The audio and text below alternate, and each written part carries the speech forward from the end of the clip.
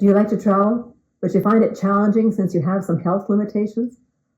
Or perhaps you're traveling with someone who has health challenges. Both of you want to find some strategies to make travel a little easier. Hi, I'm Gil Jervis, and welcome to Life After 65. I'm an avid reader and researcher, so recently I've made it my mission to use those skills to explore every way my husband and I can live the healthy, happy, and fulfilling life as we learn to redefine aging. I started this channel to share what I'm learning with anyone else who has the same goal. Now, for the past 27 years, I've been chronically ill. And I know firsthand how difficult it is to go on a long road trip or to travel on an airplane while navigating those health challenges. And of course, those challenges don't end when you reach your destination, since you still must manage your pain or limited mobility or fatigue or a combination of them all when you arrive. Let's face it, sometimes it seems just easier to stay at home than try to figure out how to go on a trip when you're suffering from health challenges. And no question, our travel experiences are usually quite different from those without health issues. There will most likely be a need for more rests, more places to stop before we continue sightseeing, and there will be many landmarks that we will miss seeing since we needed to return to the hotel and rest. And there may be times when you need to spend a day at the hotel before continuing to sightsee some more the next day. However, I like to think that every landmark I do get to see, every meal I get to enjoy, is more than what I would have enjoyed by staying home. Now, I recognize that navigating travel with health challenges requires individualized strategies. There's sometimes when you just can't travel. I know that. And perhaps in another episode, I might even tell you how my husband and I managed to travel on a road trip when I was really, really ill. But I had some tips that helped a little bit there. But anyways, I hope you'll feel encouraged as you consider which travel tips that I'm going to share with you that perhaps you could add to help make your traveling just a little bit easier. So let's take a look at some things that you perhaps should need to consider if you haven't already thought of it before you book a flight. Now, number one, make an appointment with your doctor and discuss all the health concerns you have. Now, your doctor will be able to tell you, first of all, if you should be traveling, if there's any extra risks for your health concerns. Also, if you're diabetic, you may need a doctor's letter just in order to, if you have any complications, in order to bring your syringes on the plane. And last year, when I was in a lot of pain just before my hip replacement, and that triggered my other symptoms with my chronic illness, my doctor gave me stronger pain medication. I mean, she didn't want me on these opiates indefinitely, but she says for the time being, so that you can enjoy your time away, use them. She also recommended before I leave to go for a massage to just help loosen any tight, constricted muscles that aren't happy with the pain. Just ask the doctor if there's anything extra that you can be doing to make your trip successful. And number two, I'm on a pain medication that pays for only 30 days of medications at a time. Now, if you're gone longer than 30 days, make sure you discuss this with your doctor and your insurance company about how you can get enough medication for your trip. Or three, make sure you get travel insurance. I mean, you may already think you have some travel insurance already, perhaps maybe through your credit card or through some other organization. But my husband and I were very grateful that we actually spent the extra money for our travel insurance because he had a heart attack when we were on one of our trips. And all I had to do was show the medical personnel his medical insurance number, and everything was taken care of without the added financial stress. Now, also, if you want insurance, if you must cancel your trip, if you think, you know what, I'm going to try to go, but what if I can't? Well, make sure you have cancellation insurance. You may learn, what was I going to say here? Basically, just make sure that you're well covered. We don't want to think that we end up in a hospital, but if we do, We don't need that added stress, do we? So pay the extra dollars. I know it hurts. I know it hurt us. And it's even hurt us more since his heart surgery because now we have actually more expensive travel insurance. But we have opted to do that. Now, number 4, if you have a smartphone, make sure you have your emergency contacts updated. And if you want to keep them in your wallet, fine. But it is so handy to have all those contacts in your phone. And, make sure you have an RFD wallet and purse so that nobody can easily steal information from you or steal, so that you don't have to worry about that either. Now, besides that, number 5, if you're flying, contact your airlines to inform them that you will need a wheelchair for when you're there and when you arrive. Last year, I wish I had done this. My pain would not have gotten so completely out of control because I thought at the time, well, you know what, if we walk slowly and I've got my cane, I should be fine. But then everything got confusing. They changed the gate for our departure, and we suddenly had to hightail across this entire airport trying to move quickly. I was trying to move quickly, and the pain was just accelerating. And you know what? We still ended up missing that flight. Now, none of that would have happened. My pain increased and missing the plane, none of that would have happened if I had agreed to a wheelchair after getting off the first plane, because then we could have moved more quickly. And number 6, if possible, pre-book your seat, because an aisle seat is so much easier for you because you need to get up often, get your circulation still moving for you. Now, my husband has long legs, so sometimes I don't get the aisle seat, but I don't feel guilty when he has to stand up a few times to allow me to get through and to stretch and move my legs, walk up and down the aisle, perhaps stop at the washroom, but it keeps my body moving so things don't just start seizing up on me. And if you're traveling with someone who also still wants those advantages too, well, then you sit side by side.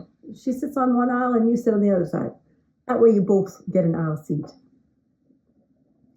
Now, number 7, when you're booking a flight, you may be tempted to take that lower fare, but pay attention.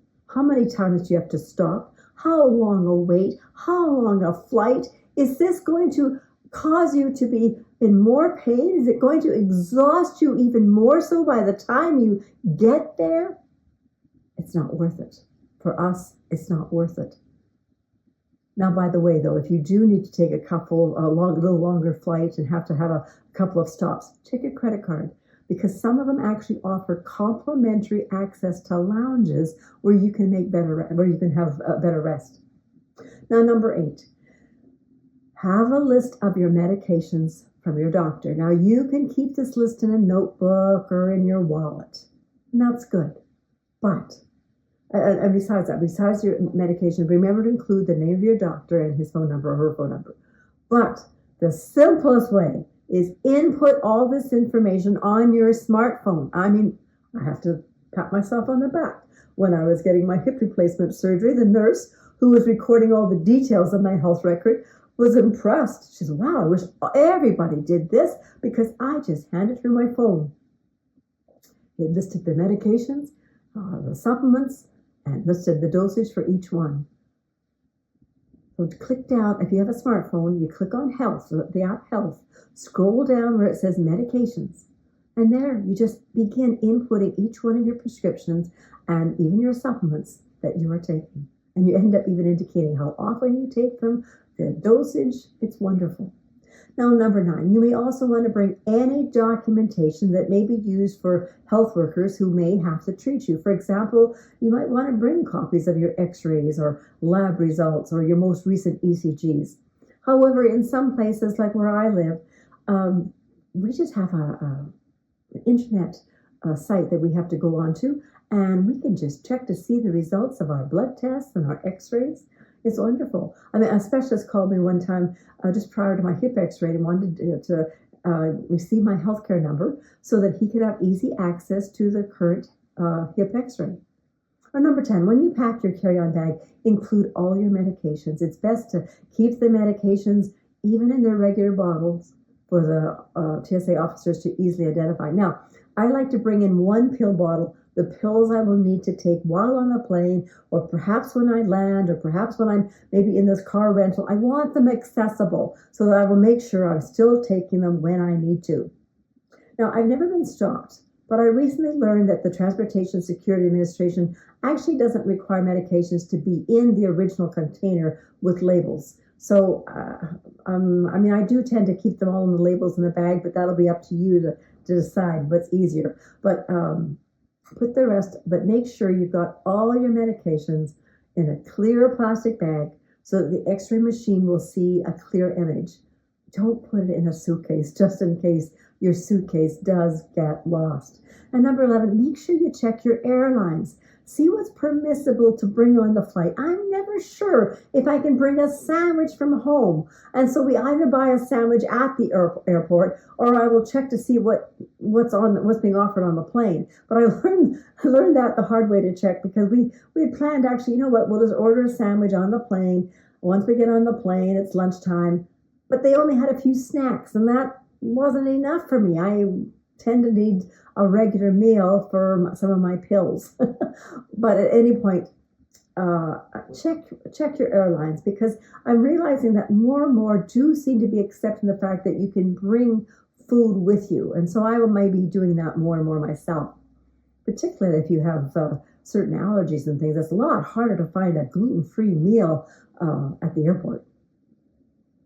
Number 12, indicate to the airport that you will need a wheelchair when you arrive. Now, you may think that you can manage without one, but you will thank me if you end up standing in a long line. If you're in a wheelchair, you will most likely not have to stay in that long lineup because you will be moved through security faster. Another advantage is that you'll be one of the first people to board the plane.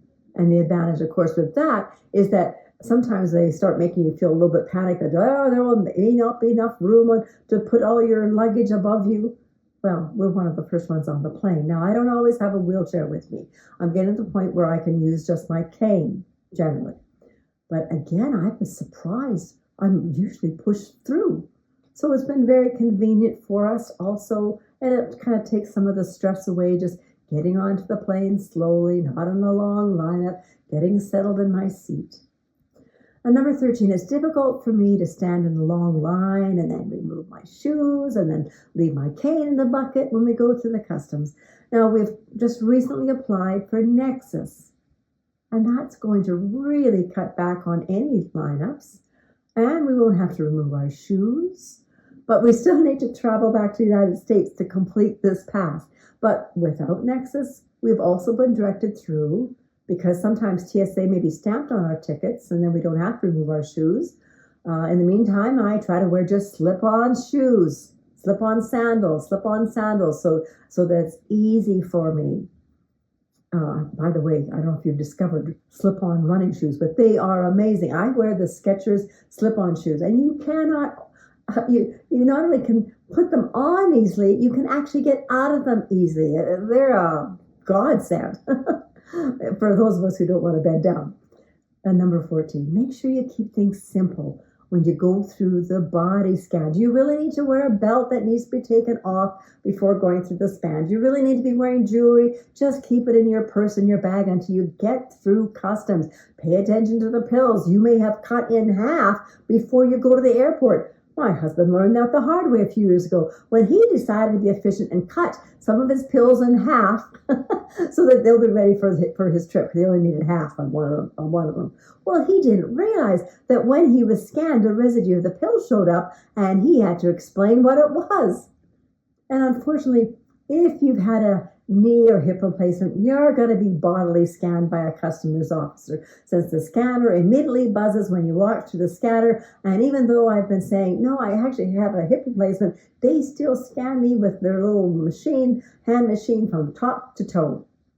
Anyways, number 15, before you get on the plane, take your empty bottle of water and fill it up at the water fountain or buy a bottle of water before boarding. I'm always so grateful that I've got my water on the plane whenever there might have been a delay or before we leave, because sometimes I might need to take some medication before the flight attendants have even begun serving us our beverage. Some of my medications make my mouth really dry, so that I'm just glad to have my water whenever I need it, not waiting for someone else to provide it for me. Now, another tip, number 16, I think we're on. As you know, if you have any allergies, you are advised to wear jewelry such as a necklace or bracelet that has this information. At the very least, have a medical alert card indicating your allergy. Now, it's so easy. Just like in Canada, just check out medicalert.ca and you can get that proper bracelet or proper necklace. Number 17, if you're traveling to a country with different languages, make sure you write down and even find out how to pronounce words you may need to share if you're asking for any medical assistance. When we were in Crete a number of years ago, we had a terrible time asking for filtered water, which was required at that time for my husband's CPAP machine because we weren't prepared for that word. I had memorized a bunch of other words, but not that one. Now, since then, though, we have, oh my goodness, this is so awesome. We have iTranslate. We have apps that you could type in the word filtered water and it will translate into the Greek word. And all you have to do is show the pharmacist that Greek word. So many wonderful technological advances we have. So number 18, if your health complications do require a wheelchair, check out the website. There's a website called Wheel the World, and that's WHEEL, wheeltheworld.com, because they give suggestions of hotels and destinations that are more wheelchair accessible. Number 19, if you're renting a vehicle, check your insurance. See if you have coverage, of course, if you're in an accident. Also check the coverage you may have on your credit card. Now, we were relieved to discover that we had coverage on our Visa credit card. We had an accident and everything was just automatically paid for. Number 20, if you're traveling with oxygen or medical equipment, contact the Transportation Security Administration or check their website to make sure that the right arrangements are in place. Don't have to stress when you get there. And number 21, it's so tempting to pack too many things in our suitcase, and then we have this 50-pound weight to pull around with us when we reach our destination.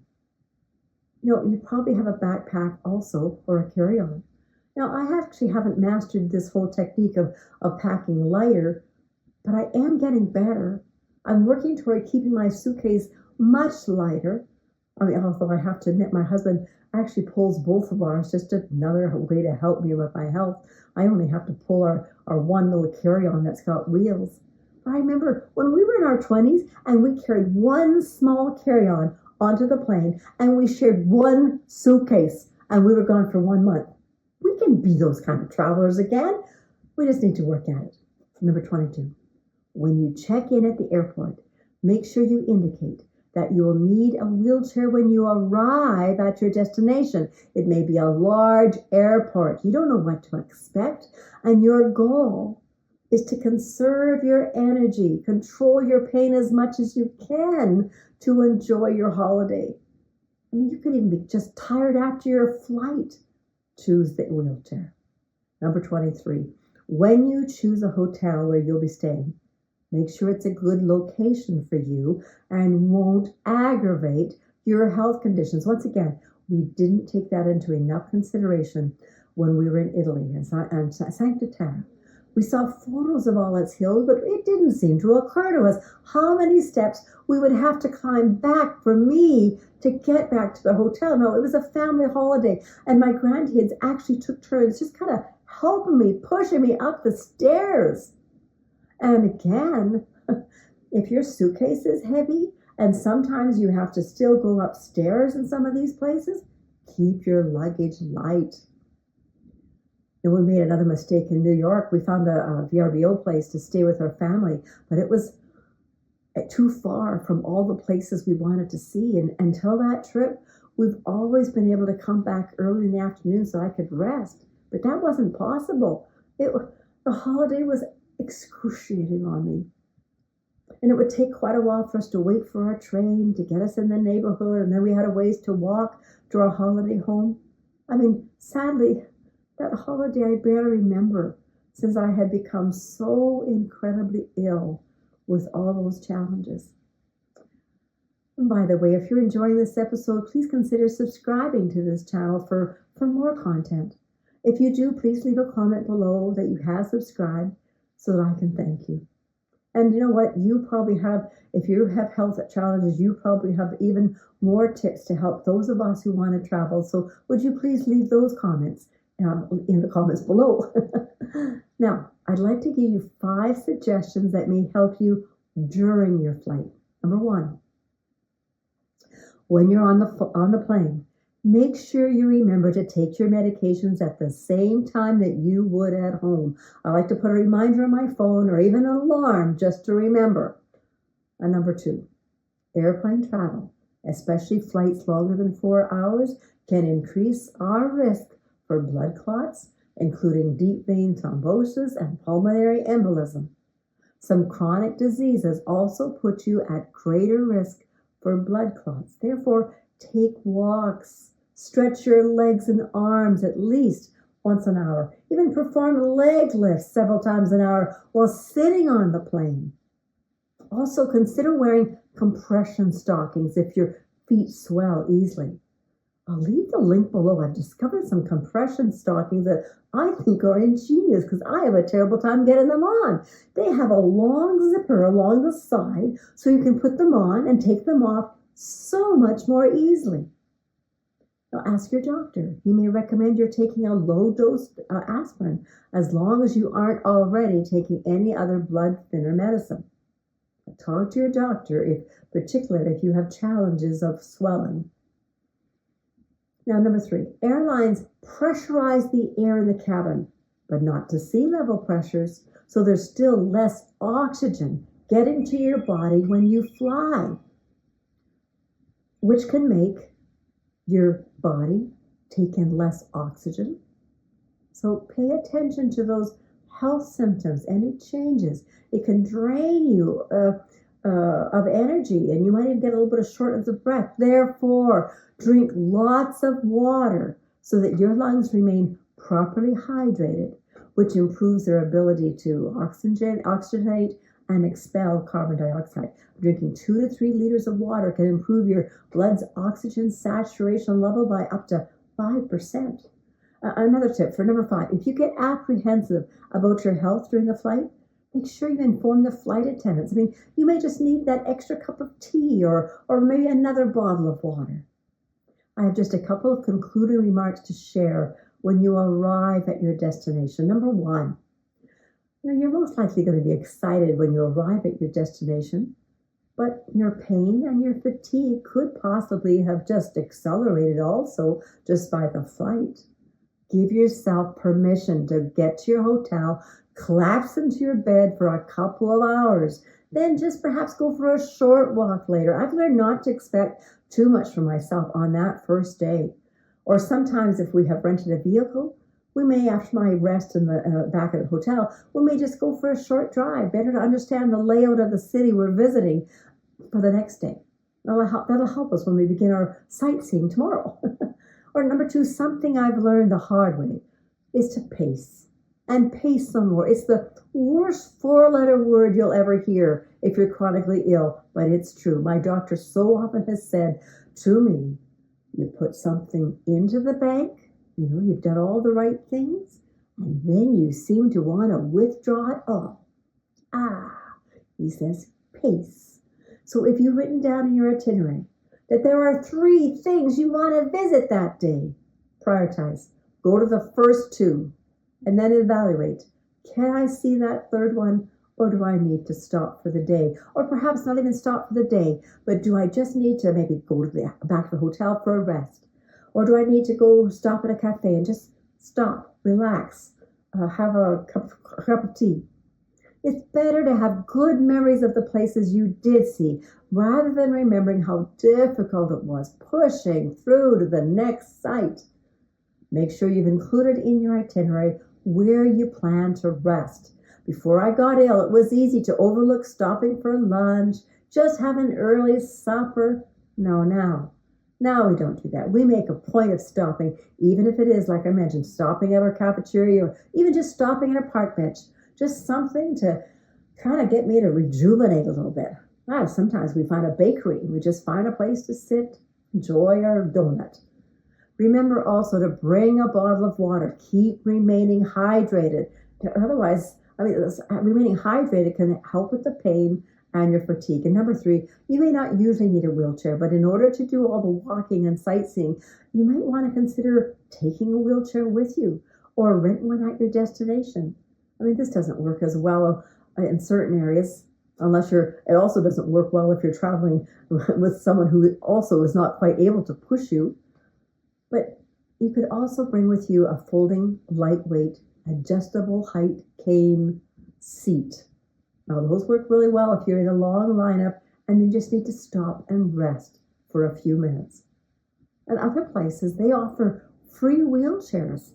Recently, we entered a museum, and it was great. As soon as a person saw that I already had a cane, I was offered a free wheelchair. And my husband and my 2 granddaughters took turns pushing me, and it made my museum visit so much more enjoyable. I have some great memories now from that day. I hope that some of these suggestions will help you enjoy your holiday in spite of your health limitations. However, most of us know that we will suffer increased fatigue, increased pain, no matter how many good strategies we implement. And sometimes by the time you return, you may have a slight setback that will require you to rest even more. However, I decided a long time ago that it was worth all the effort to go on a holiday, and yes, to know that I will need probably at least a week of recovery back home. But I also brought back home lots of photos, lots of memories. So I leave you with this quote that I think applies very well to those of us who have health challenges. The strongest people are not those who show strength in front of the world, but those who fight and win battles that others do not know anything about. And that was by Jonathan Harnish. If you found this episode helpful, please click the like button. Also, you may be interested in watching the video below. Bye now.